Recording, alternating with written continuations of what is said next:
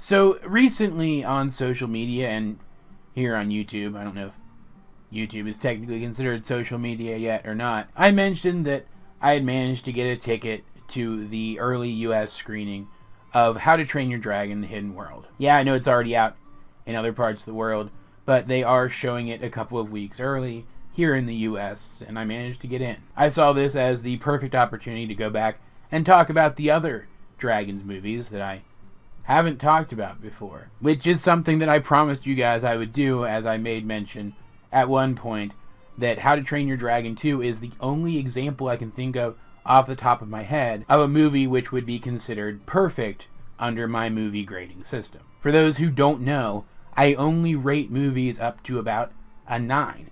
To me, a 10 is a film which is an absolutely flawless presentation of the story that it was attempting to tell. This is also, incidentally, why I give some movies like Batman vs. Superman or Justice League more credit than they probably deserve, since I'm not judging them entirely as films, but as DC Universe films.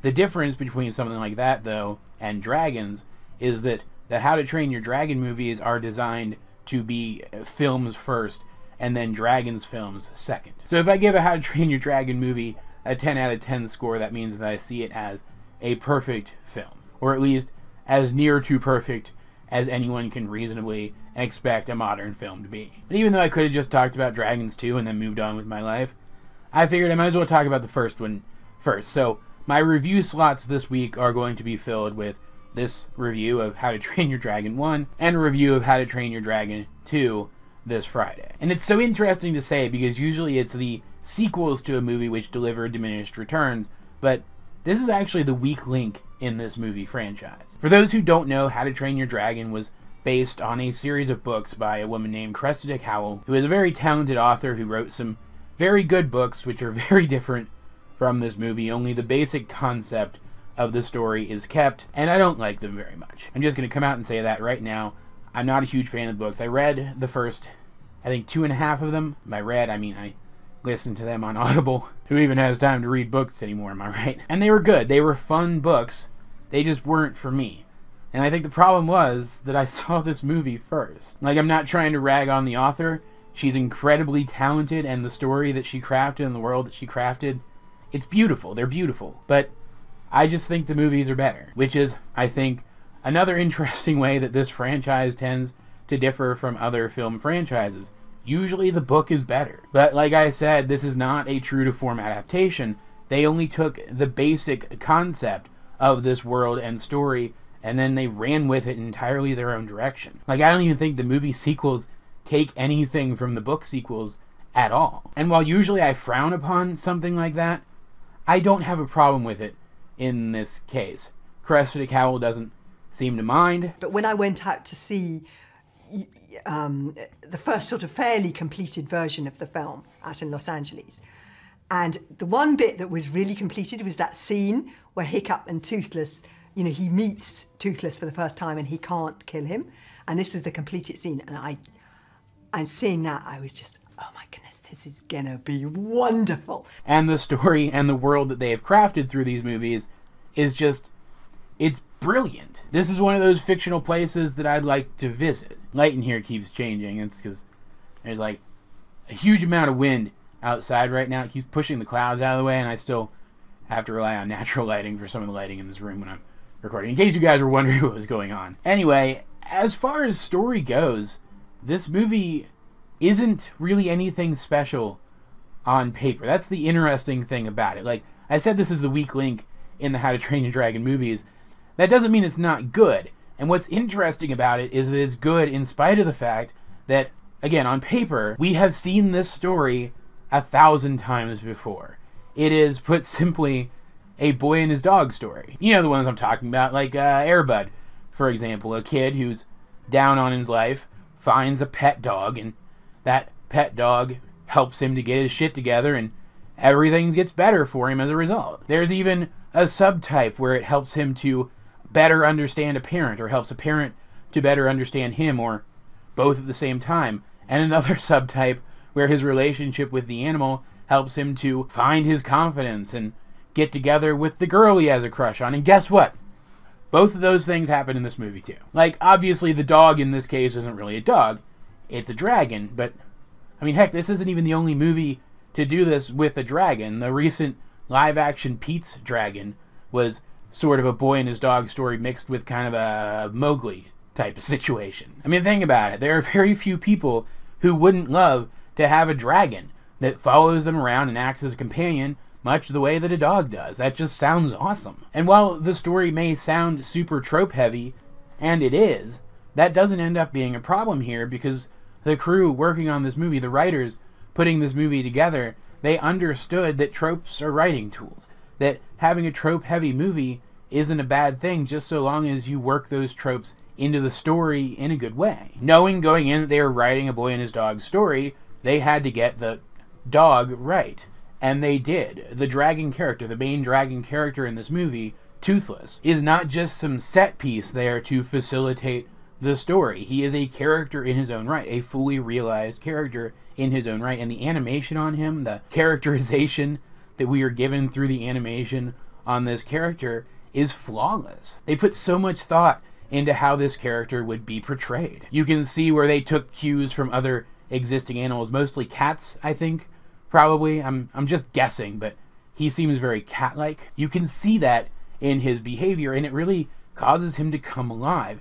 You get the sense that this is a real animal somewhere that you could actually stumble upon out in the woods someday, the way that Hiccup does. As for the story of the movie itself, it's about the aforementioned Hiccup, the son of the village chief of the village of Burke, a Viking village sitting upon a rocky island in the middle of some unnamed ocean. I don't think they ever name it, at least. Which is, each and every night, plagued by raids by dragons. There are all kinds of varying different types of dragons, and they even keep track of what types of dragons there are. They have a book of dragons, which contains all the information on all the dragons that they know anything about. And even though these dragon raids only affect their livestock, the dragons don't typically come for them, they come for their animals. The people of Burke have still made it a tradition among themselves to kill as many of these dragons as possible, so as to prevent more loss of livestock in the future if they can help it. They also know that there's a dragon nest somewhere that these dragons come from, and to which they take the livestock after they've raided for it. They even kind of roughly know where it is, they just don't know the exact path to get there by ship, and the waters are dangerous. Hiccup, of course, as I implied earlier, is not like his father, and he doesn't really understand his father. His father doesn't really understand him. He's not a big burly Viking warrior, and he's not even particularly skilled at fighting like some of the other small in stature characters that we see in this movie. What Hiccup is instead is an inventor. He's very smart. He's learned a lot from the town. I guess he's the blacksmith, but he does a lot more than just regular blacksmithing. He's also kind of an inventor himself. His name's Gobber. And it's using these skills that he actually builds a device to take down a dragon, but when he's faced with the chance to kill it, even though this is a dragon called a Night Fury, one that's still very mysterious to the people of Burke, one they don't know much about, and one which is considered one of the most dangerous dragons of all, he can't do it because he sees what the others refuse to even look for, that this dragon is a living creature and that it's just as scared of dying as he is. Dragons in this universe seem, if not entirely sapient, then borderline sapient, and they're actually very capable of forming bonds with people. They just are answering to a power higher than themselves, an alpha dragon, which is forcing them to bring food back to it. Hiccup, though, is one of the Burke Vikings. He's going to be taught to kill dragons whether he wants to or not, but spending time with this dragon that he shot out of the sky, Toothless, he's able to learn enough about dragons in general to make it seem like he's some savant at dragon fighting. Meanwhile, Toothless isn't able to go anywhere because when Hiccup shot him down, he injured him. He has these little fins on his tail which allow him to steer himself in the air, and one of them was torn off when he crashed to the ground. Despite this, though, he's able to come to understand that Hiccup only attacked him out of a misunderstanding, and they eventually become very close friends. To the point that when it finally comes time for Hiccup to complete his training and actually kill one of the dragons they have captive on the island, and he can't bring himself to do it, Toothless is able to finally escape the little gorge that he's been trapped in, and comes to Hiccup's defense, defending him in time to stop that dragon from killing him, again, because of misunderstanding. This unfortunately leads to Hiccup's father realizing that Toothless knows where the dragon nest is and could navigate them to it. He takes all of the best soldiers from Berk to try and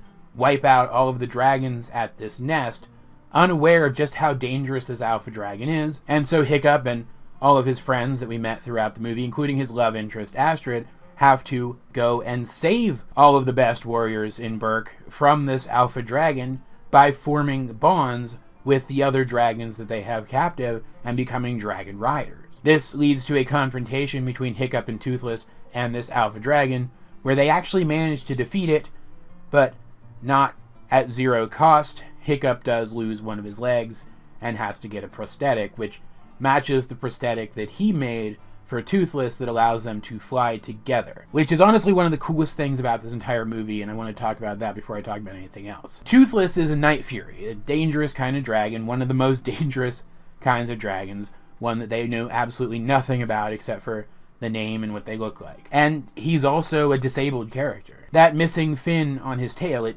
cripples him in a limited capacity, and it's through the use of a prosthesis that he's able to get back most of his mobility. But at least at this point, there is an aside in one of the animated TV spin-offs where this stops being the case very briefly. Hiccup just isn't able to make a prosthesis advanced enough, technologically speaking, that Toothless is able to control it himself.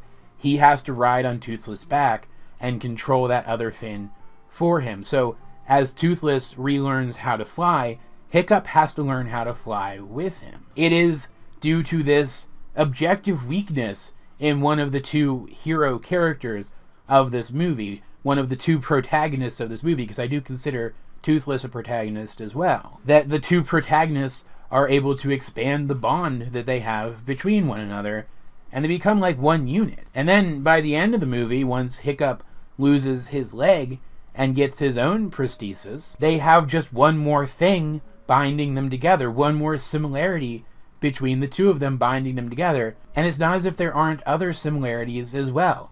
One of them might be a dangerous animal and one of them might be a scrawny kid, but they actually have a lot of personality quirks in common. They're both kind of sarcastic, they're both goofy and playful. We get to see that there are similarities between them on a personal level as they're getting to know each other through this movie, and that is a large part of this movie. It's probably the second best part of this movie. In fact, the first best part of this movie, though, being the visuals, which are absolutely stunning and still hold up even to this day. Like, the visuals in Dragons 2 are better, but they're still really freaking great, especially the flying scenes where we're seeing Hiccup and Toothless fly together, or Hiccup, Toothless, and Astrid eventually flying together.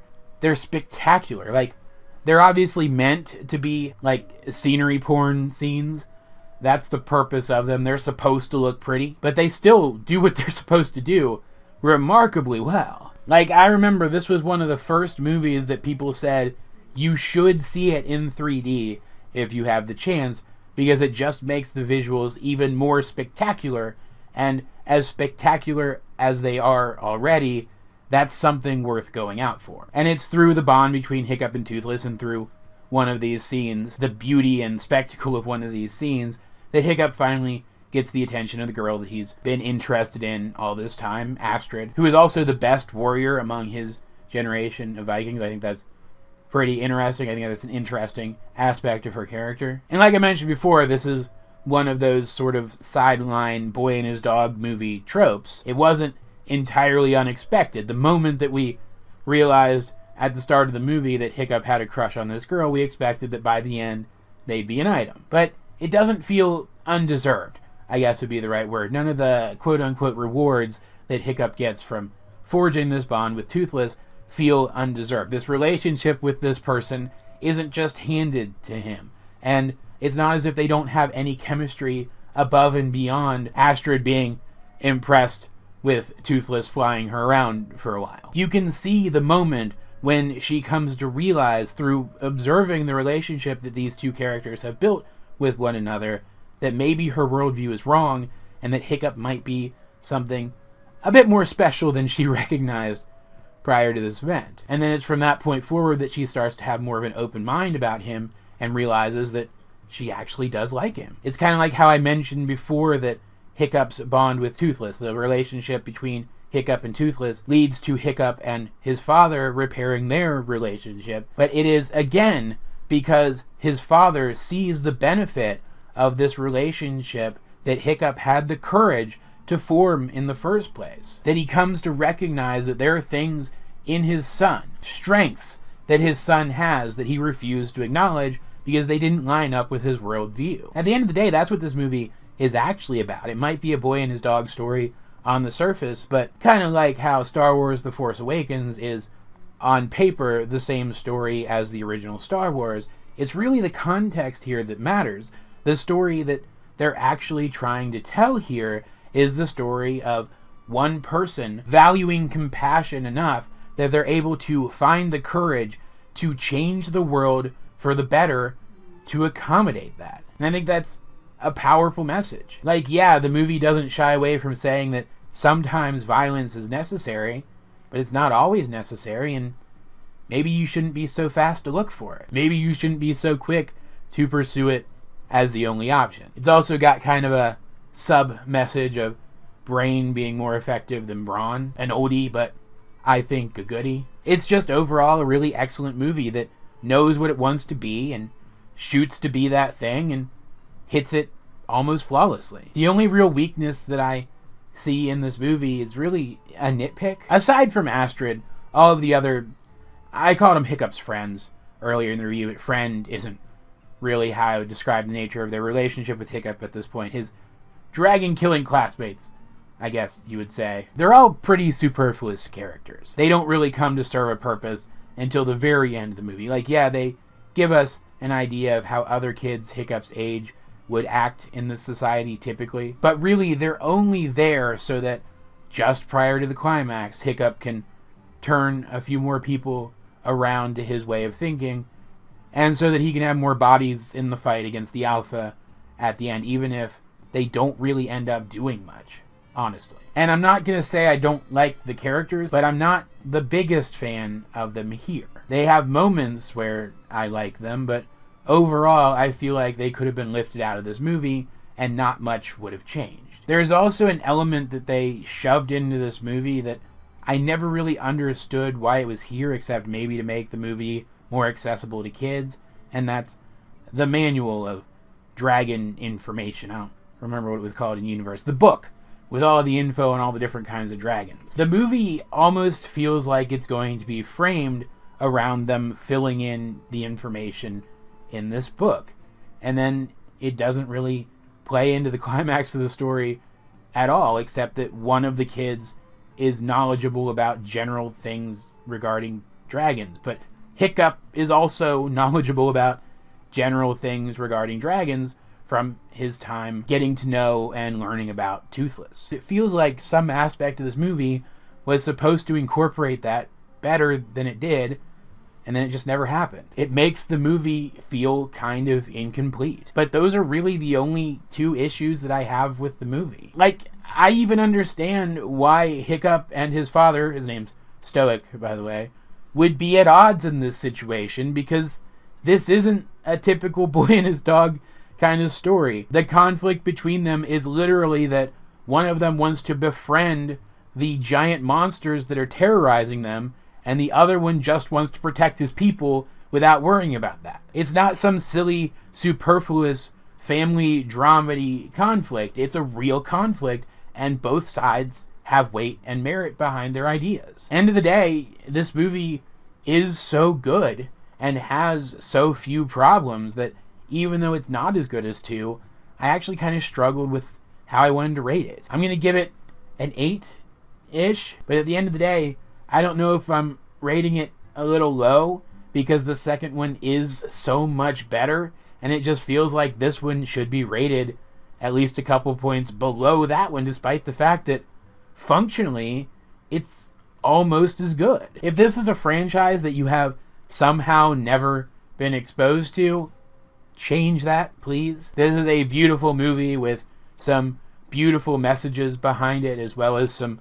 fantastically realized character relationships, some of the best in any kids movie that I've ever seen. And even all of these years later, even though the animation is at this point a little out of date, it is still absolutely worth watching. And can I just say that it was an absolute treat going back and revisiting it for this review. I watched the second one. I rewatched the second one a lot. But it's been a while, I realized, since I actually went back to rewatch this one. So that was really nice. As per usual, though, guys, I'd like to know, what do you think of How to Train Your Dragon, if you have seen it? Also, give me your thoughts on the books, if you've read them, in the comment section down below, or over on my Discord, link in the description. But either way, this has been AJ22, and I will talk to you guys later.